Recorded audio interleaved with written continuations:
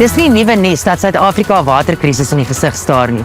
47% van ons water bereik nooit die verbruiker nie. Dis nou skoon behandelde water, natuurlik as gevolg van lekkasies, swak infrastruktuur en so meer.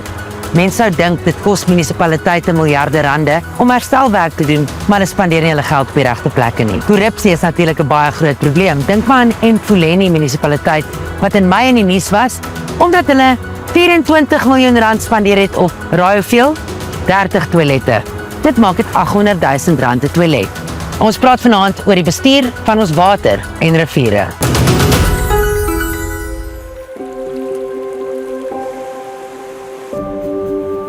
Die oorspronklike doel van 'n rivier is om water te suiwer. Al die organismes werk saam. As daar 'n bakterie in die rivier afkom, hy wil nie in die water wees nie. Hy wil in 'n mens wees. En nou is al hierdie makrofaage en goeders vreet daai bakterieë op. En as die rivier sy vermoë verloor om die klein bietjie besoedeling skoon te maak, dan is dit soos 'n domino effek wat afloop en dan drink die mense dit stroom af en dan besproei die mense dit stroom af. Ja, Geriepwatch is 'n selfdoen gemeenskapsorganisasie wat ons begin het om die watergehalte van die Oranje rivier te verbeter. Navorsing wys dat daar 'n perfekte storm op pad is vir die Oranje rivier. In die boorlope, in die eerste plek is dit suurmynwater wat van die ou goudmyne in die Vaalrivier gestort word. Daar is baie ongesuiwerde riool, 63 miljoen kubieke meter per jaar word van Gauteng af in die Vaalrivier gestort. En die feit dat die Soete-Hoogland waterprojek se tweede fase nou in werking tree. Dit is nog 490 miljoen kubieke meter wat uit die rivier gevat word. Dis 12% van die vloei word die verdunningswater uitgehaal. So wat gaan oorbly is basies die vuilwater. Watercan is an NGO. We do citizen science, which is training ordinary people to test their water and monitor their water and sanitation resources. And then we also do advocacy and lobbying. All right, so we've got the sample bottle here, and then you take your sample, lid it, and that's the sample, and then we'll go and do the tests. I am very keen on buying a water testing kit. Tell us how it works. It's a basic testing kit, and it's really to test water quality in terms of drinking. But we've been using it because our rivers are so polluted. We've been using it in rivers, dams, wetlands, and then JoJo tanks and taps. pH, alkalinity, hardness, chlorine, and then we have a phosphate strip. And phosphate tells you whether there's sewage or there's fertilizer or there's soap in that water. And then there's nitrate and nitrites. So those are the chemical sides. And then we have a bacterial side, which I think is very key. One little vial that tests for total coliform. And then you have a plate that tests for coliform as well as E. coli. We're now working on a project with another NGO on looking at testing the JoJo tanks in informal settlements, because we are convinced that the water that they're getting is not of the quality that they need. So that's the first thing. The second thing is some of the challenges that we've heard from people is that they don't have water regularly. So the JoJo tanks are filled 2 to 3 times a week, but when it is filled, the water goes within an hour and a half to 2 hours, it's completed. So that means that for the next day, there's no water. Is it because of contracts that's been outsourced, so some of the information actually gets lost? So I think it's a combination. Joburg Water does say that they have some of their own water tankers right now, and they are contracting others. So for us, it's not sure who they've contracted to do the informal settlements. We've been told, for example, that Nana's farm has 100 JoJo tanks. When we do the audits on the ground with our community activists, there's 12 or 11. Wow. So ons het rolspelers in die opvanggebied gevat en ons het hulle gaan oplei hoe om water te moniteer.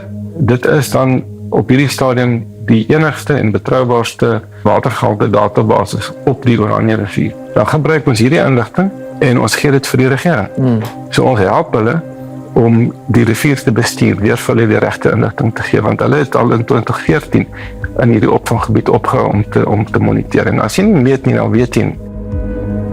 You being a canoe champion, you grew up in water. Tell me about that and the rivers in KwaZulu-Natal. Yes, sure. So I started paddling in 1991 when I was 12 years old.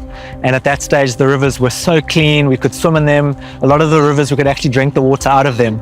So over the years, I've watched the deterioration of the rivers and the quality of the rivers and the rubbish ending up in the rivers. So Cameron Service started the organization in 2017. And at that stage, it just started with a simple boom across the river catching rubbish, which worked quite effectively. The boom floats kind of halfway in the water. So the top half is above the water and the bottom half is in the water, and it catches all the floating material that comes down. The reason it's a floating boom is to allow the fish and the wildlife to still pass freely underneath. And then from there, the organization's just grown. It's been involved with a lot of other things, recycling, education, and just general creating awareness. To try and intercept the plastic waste in our environment, in our rivers, and then we separate recycling versus non-recycling. All the recyclable waste comes through to our innovation hub, where we will sort it, separate it into material types, colors, wash it.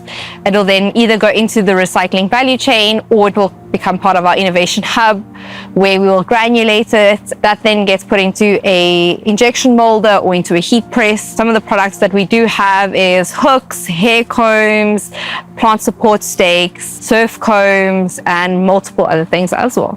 I'll give you stats until May. We've pulled out 600 tons of litter. So that's between Durban and Cape Town, which works out, I think it's like 5.7 tons per day. It takes manpower to sort these problems out. 35 full-time staff here in Cape Town. That varies. We do sometimes have bigger staff teams, but 35 is our permanent staff. And then Durban, we've got close to 100 staff who operate daily on 8 different rivers.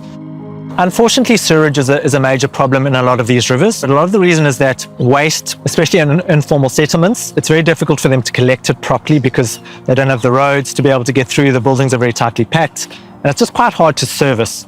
So a lot of that waste gets washed into stormwater drains, into the sewage systems, and unfortunately it just blocks up the systems. So dis die landboubedryf wat natuurlik 'n groot inkomste is, maar dan ook die verontmensliking van mense se omstandighede.